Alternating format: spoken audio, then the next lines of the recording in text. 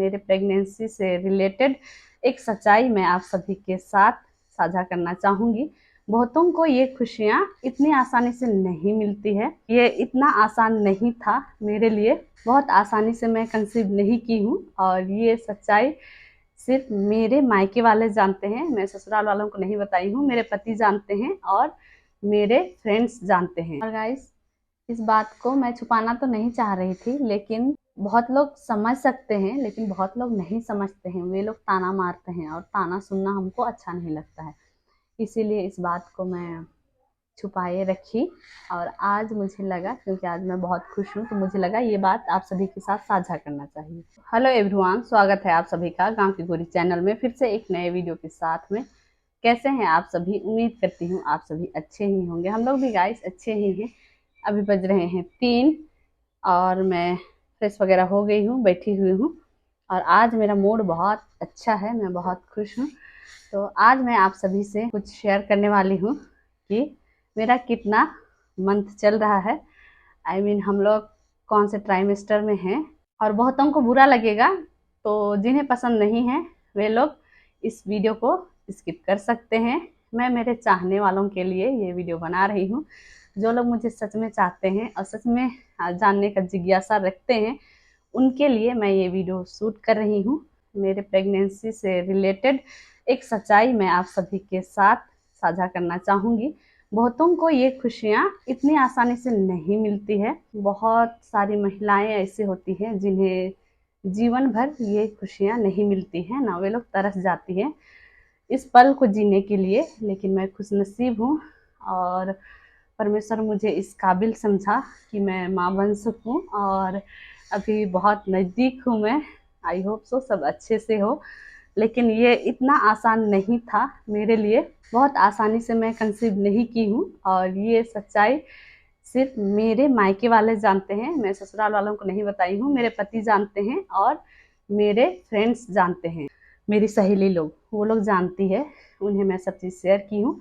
लेकिन ससुराल में इस बात का जिक्र हम लोग नहीं किए हैं। मैं आप सभी से कहती हूँ कि मैं बहुत सारी बातें आप सभी से छुपाती हूँ और सही समय आने पर उस बात को मैं आप सभी के साथ में साझा करती हूँ। आज वो दिन है, क्योंकि आज मैं बहुत खुश हूँ, तो बहुत खुशी से मैं इस बात को एक्सप्लेन कर सकती हूँ।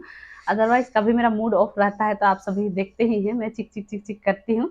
और आज मैं बहुत ही ज़्यादा खुश हूँ। पता नहीं क्यों खुश हूँ, मुझे नहीं पता, लेकिन खुश हूँ। वीडियो को शुरू से अंत तक जरूर देखिएगा। और एक बात मैं कहना चाहूँगी कि पुरुष लोग इस वीडियो से दूर रहें, महिलाएं ही देखें। और जो लोग देखना चाहते हैं वे लोग तो देख सकते हैं, लेकिन मैं चाहूँगी कि इस वीडियो को महिलाएं ही देखें, क्योंकि महिलाएं ही इस दर्द को समझ सकती हैं। पुरुष लोग उतना नहीं समझ सकते हैं जितना हम लोग झेलते हैं, जितना हम लोग सहते हैं, जितना हम लोग को ताना मिलता है ना, वो हम ही लोग जानते हैं। तो इसीलिए महिलाएं ही इस दर्द को रिलेट कर सकती हैं और पुरुष लोग को उतना फर्क नहीं पड़ता है ना। तो पुरुष लोग इस वीडियो से दूर रहे। ये वीडियो स्पेशली महिलाओं के लिए है, उन महिलाओं के लिए जो बहुत अरसे से माँ बनना चाहती हैं और बन नहीं पा रही हैं। मैं समझ सकती हूँ उनका दर्द, क्योंकि मैं भी गुजर चुकी हूँ। क्योंकि इतना आसानी से मुझे भी ये खुशी नहीं मिली है। मैं भी बहुत मत्था टेकी हूँ, बहुत जगह चंगाई प्रार्थना में गई हूँ और जहाँ जहाँ मैं चंगाई प्रार्थना में गई हूँ, वहाँ प्रार्थना रिक्वेस्ट में एक ही बात डालती थी कि मुझे ये खुशियाँ मिल जाए। इसके पीछे भी कारण है, क्योंकि अचानक से तो सब चीज़ नहीं होता है ना। मेरी शादी के 1.5-2 साल होते होते मेरी सासू माँ हमको बोलती थी कि तुम्हारे मायके तरफ से, हुलसू तरफ से अचराई बिनती के लिए बुला देते हैं, ऐसे करके हमको बोलती थी। डायरेक्ट नहीं बोलती थी कि तुम लोग भी अब लाइफ में आगे बढ़ो, बेबी कर लो, ऐसे डायरेक्ट नहीं बोलती थी मेरी सासू माँ। हमको बोलती थी कि हुलसू तरफ से बुला देते हैं अचराइल बिनती के लिए, ऐसा करके बोलती थी। मैं बहुत कंफ्यूज रहती थी कि माँ ऐसा क्यों बोल रही है, अभी तो मैं प्रेग्नेंट भी नहीं हूँ। अचराइल बिनती प्रार्थना वो सब हमको समझ आता था कि क्यों किया जाता है। इसीलिए मैं सोचती थी कि माँ ऐसा क्यों बोल रही है, जबकि मैं तो प्रेग्नेंट हूँ नहीं। मैं उतना में ही समझ जाती थी कि सासू माँ अब उम्मीद कर रही है कि हम लोग भी बेबी करें।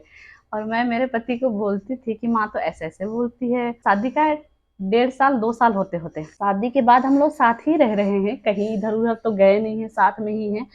तो 2 साल होते होते अंदाज हो जाता है कि आपको कुछ दिक्कत है कि क्या है, क्योंकि साथ में रह रहे हैं तो फिर क्यों नहीं कंसीव हो रहा है, ये चीज अनुमान लग जाता है ना। पति पत्नी साथ में है तो कैसे अनुमान नहीं लगेगा, है ना। शादी के 1.5 साल होते होते फिर हम लोग भी ट्राई करने लगे कि चलो ठीक है, हो जाएगा, गुड न्यूज आ जाएगा तो अच्छी बात है, माँ लोग भी उम्मीद कर रही है बोल करके, लेकिन हम लोग सक्सेस नहीं हुए। तब मुझे समझ में आया कुछ तो गड़बड़ है, ऐसा तो नहीं होना चाहिए। कमी पुरुष में भी हो सकता है और महिला में भी हो सकता है ना, लेकिन सबसे ज्यादा महिला में ही पाया जाता है कमी। तो मेरा एक ये भी दिक्कत था कि मुझे पीरियड समय से नहीं आता है, मुझे हर महीने एक ही डेट में पीरियड नहीं आते हैं, शुरू से ही उल्टा पुल्टा है, पीरियड मेरा रेगुलर नहीं है, वो चीज मेरा दिक्कत है। ऐसा दिक्कत होता है तो बेबी कंसीव करने में दिक्कत होता है, वो सब मुझे नहीं पता था। मेरी सासू माँ हमको एक बार नहीं बोली, 3 बार जैसे बोली थी इस बात को कि हुलसू तरफ से बुला देते हैं, जब जब मैं जाती थी ससुराल हमको बोलती थी। तो एक दिन मैं मेरी जेठानी जी, खुदासुद वाली जेठानी जी से पूछी कि माँ तो ऐसे ऐसे बोलती है, तो क्या आप लोग तरफ में बिना प्रेगनेंसी का भी बुलाया जाता है अचराइल बिनती के लिए, ऐसे मैं पूछ दी मेरी जेठानी को। तो मेरी जेठानी जी बोल रही है कि नहीं, ऐसा तो नहीं होता है, जब कंसीव करोगी प्रेग्नेंट होगी तब तो बुलाएंगे, ऐसे करके बोली। तब मुझे कंफर्म हो गया था कि सासू माँ लोग अब उम्मीद कर रही है कि हम लोग भी बेबी करें। लेकिन हम लोग भी चाहते थे कि शादी का 2 साल होते होते कंसीव हो जाए तो बहुत अच्छी बात है। बहुत जल्दी भी करने से लोग बोलते हैं कि देखो तो इसका तो शादी का 6 महीना है और तुरंत ही हो गया, ऐसे लोग कहते हैं, है ना। इसलिए शादी का 1 साल तो हम लोग पूरा निश्चिंत रहे। शादी के 1.5 साल 2 साल तक ट्राई किए और कंसीव नहीं हुआ तो मुझे डाउट हुआ अपने आप में कि ऐसा तो नहीं होना चाहिए। जहाँ भी चंगाई प्रार्थना में जाते थे वहाँ मैं प्रार्थना रिक्वेस्ट वही डालती थी कि मुझे ये खुशियाँ मिल जाए, परमेश्वर मुझे ये खुशियाँ दे दीजिए, ऐसा करके प्रार्थना रिक्वेस्ट में डालती थी। और हम लोग ले हैंड भी करवाए हैं, मैं और मेरे पति बेबी के लिए ही ले हैंड भी करवाए हैं। धार्मिक स्थलों में प्रार्थना के साथ में मेडिकल भी गए।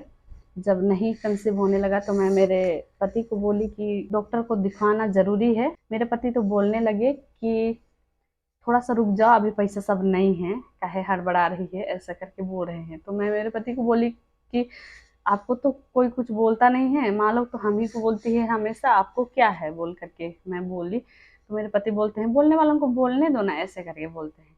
टेंशन हो गया था हमको बहुत ज़्यादा कि ऐसा क्यों हो रहा है, अगर ये खुशी नहीं मिला तो क्या करूँगी, कैसे जीऊँगी, कहाँ रहूँगी, इतना बड़ा मेरा परिवार है, क्या मुंह दिखाऊंगी, ऐसे बहुत सारा दिमाग में सवाल आने लगा। और बीच बीच में मेरे पति से बकझक टाइप से होने लगा। हम लोग के बीच में इतना तक बहस होने लगा कि आप दूसरा शादी कर लीजिए, हम आपको वो खुशी नहीं दे सकते शायद। डॉक्टर के पास गए बिना ही मैं ही बोल रही हूँ सबसे पहले तो, आप सभी तो जानते हैं मैं उल्टा पुल्टा सोचती हूँ बहुत ज़्यादा। तो मैं ही शुरू कर रही हूँ लड़ाई घर में मेरे पति से और बोल रही हूँ आप दूसरा शादी कर लीजिए, मैं शायद आपको ये खुशी नहीं दे सकती।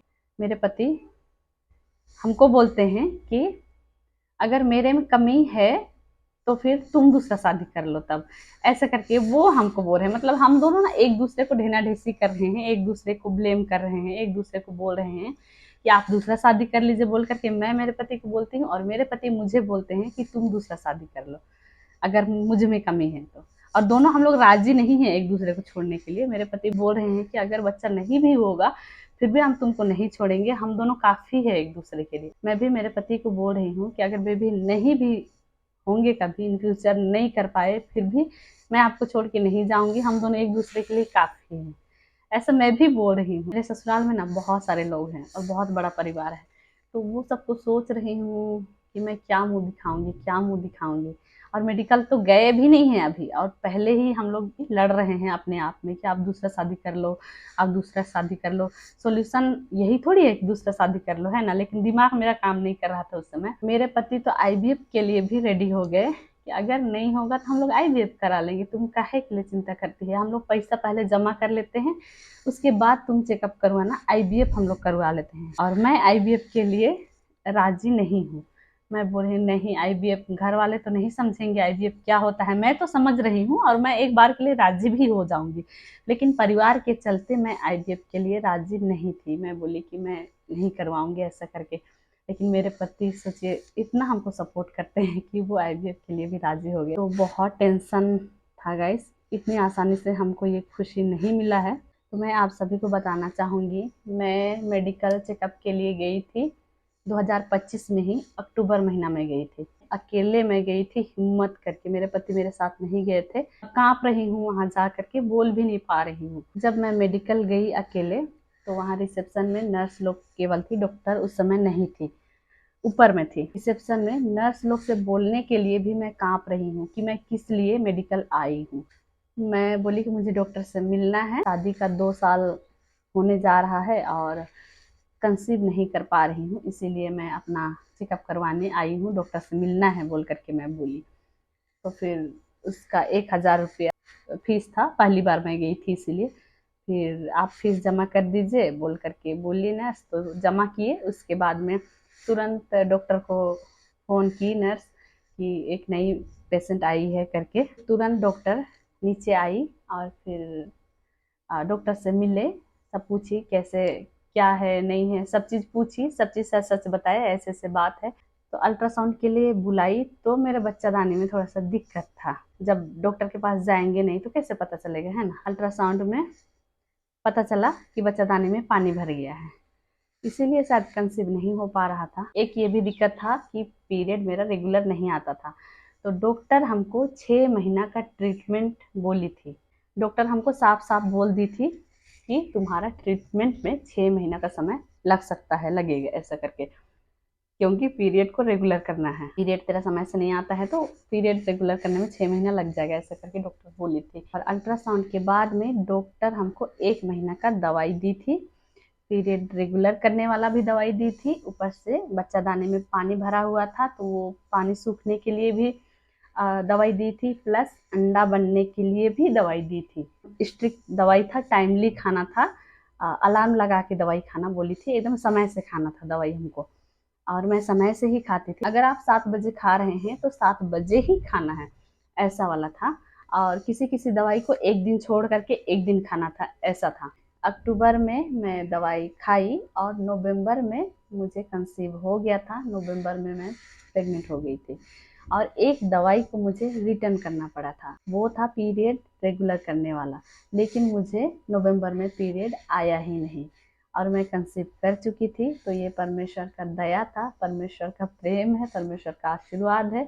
इसीलिए मैं आप सभी को बोली थी मुझे गॉड गिफ्टेड बेबी मिलने जा रहा है, क्योंकि डॉक्टर हमको 6 महीना का समय दी थी, लेकिन 1 महीना में ही मैं कंसीव कर ली थी। लेकिन 3 महीना तक बहुत मैं चिंतित थी कि पता नहीं कंटिन्यू मैं कर पाऊंगी नहीं कर पाऊंगी, इस तरह से। और उस समय मैं फुचका भी बेचती थी, कंसीव कर चुकी थी और स्कूटी से हमको सुहाना गिरा दी थी धुरवा डैम का रास्ता में, लेकिन फिर भी कुछ नहीं हुआ बेबी को। लेकिन उस समय मैं कंफर्म नहीं थी। पीरियड मिस हुआ तो चेक किए, एक बार नहीं चेक किए, 4 4 बार चेक किए गाइस, 4 4 बार चेक किए, क्योंकि हमको यकीन ही नहीं हो रहा था कि हम प्रेग्नेंट हैं।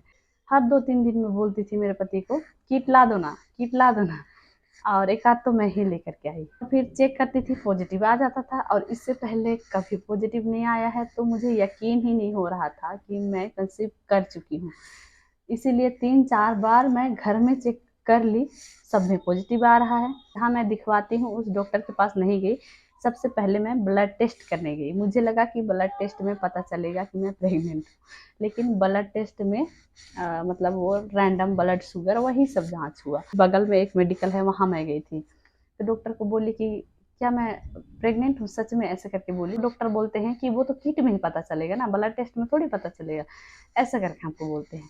फिर मैं कंफ्यूज हो रही हूँ कि कंफर्म करने के लिए क्या करें। फिर जहाँ मैं चेकअप करवाई थी वहाँ मैं गई, तो डॉक्टर को बोली मैं कि पीरियड मिस हो गया है डॉक्टर, ऐसे करके। डॉक्टर को मैं मैम करके बोलती थी। तो डॉक्टर हमको बोल रही है तुम प्रेग्नेंट हो गई। तो मैं बोलती हूँ पता नहीं मैम, मुझे कुछ समझ नहीं आ रहा है। नर्स को बोलती है कि जाओ जिसका यूरिन टेस्ट करवाओ, ऐसे करके बोलती है। फिर नर्स हमको ले गई वॉशरूम में, फिर वहाँ चेक किए तो वहाँ भी पॉजिटिव आया। तब मैं कंफर्म हुई कि चलो हाँ मैं कंसीव कर चुकी हूँ। जब कंफर्म हुआ तो फुचका बेचना मैं बंद कर दी। 31 दिसंबर का मेरा मुंबई का टिकट था, क्योंकि हमको पता नहीं था कि मैं प्रेग्नेंट हूँ।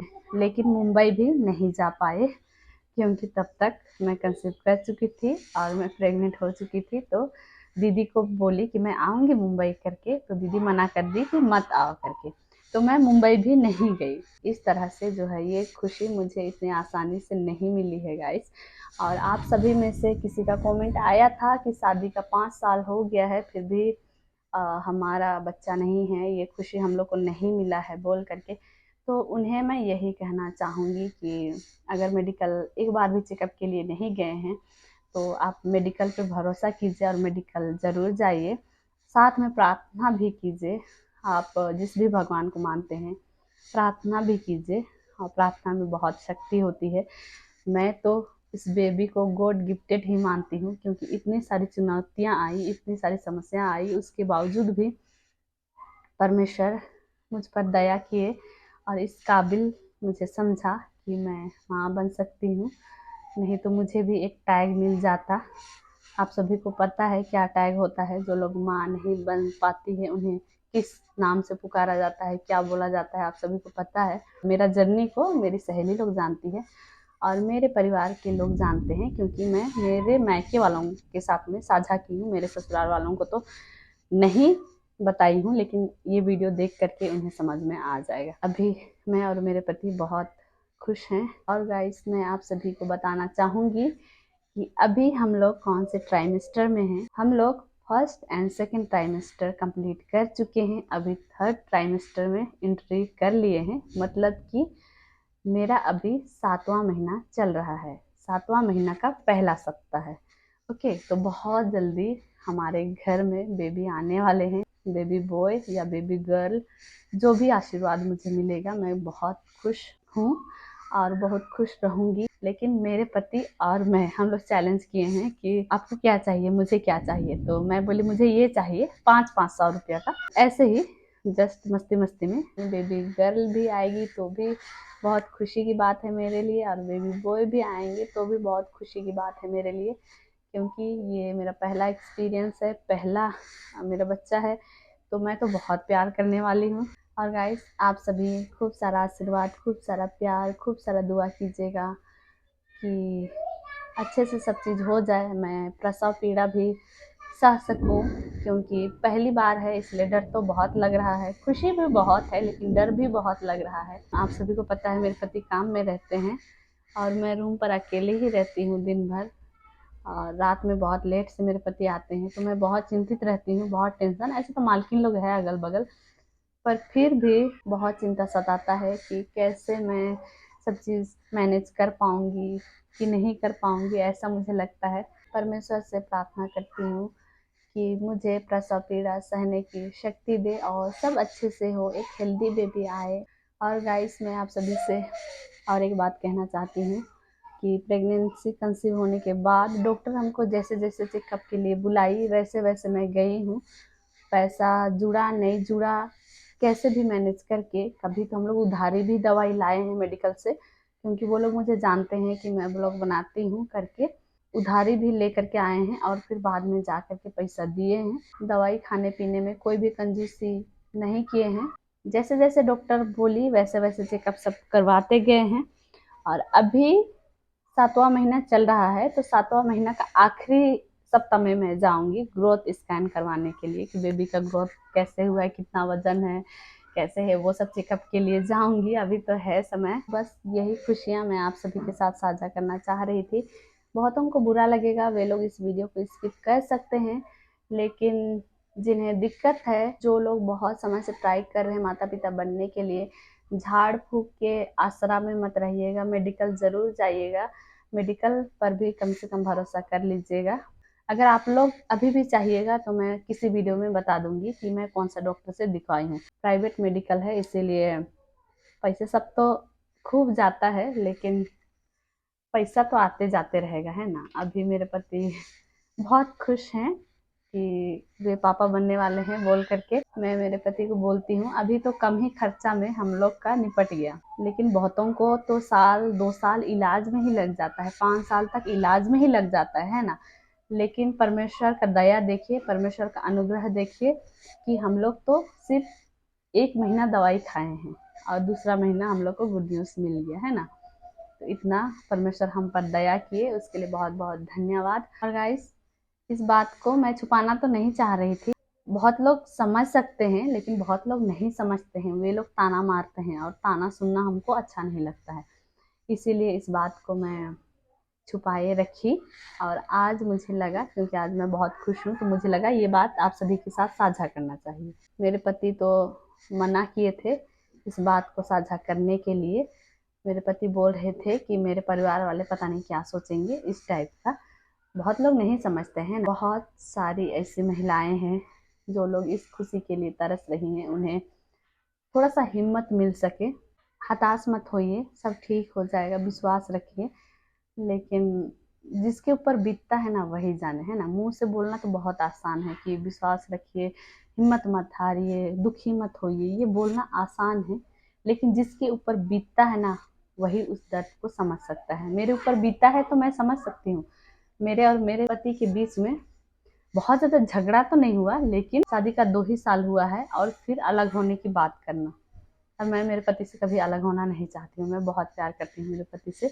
भले मैं लड़ती हूँ, झगड़ती हूँ, जैसे भी बात करती हूँ, लेकिन दिल से कभी भी मैं मेरे पति को छोड़ना नहीं चाहती हूँ। बहुत सारा बात ना मैं आप सभी के साथ में बहुत लेट से साझा करती हूँ। मुझे लगता है जब सही समय आएगा तब मैं साझा करूँगी ऐसा। तो इस वीडियो को यहीं तक रखते हैं। उम्मीद करूँगी आप सभी को अच्छा लगा हो, वीडियो पसंद आया हो।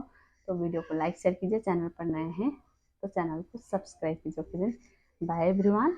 और हाँ, आप सभी खूब सारा मेरे लिए प्रार्थना कीजिएगा, सब अच्छे से हो। ओके।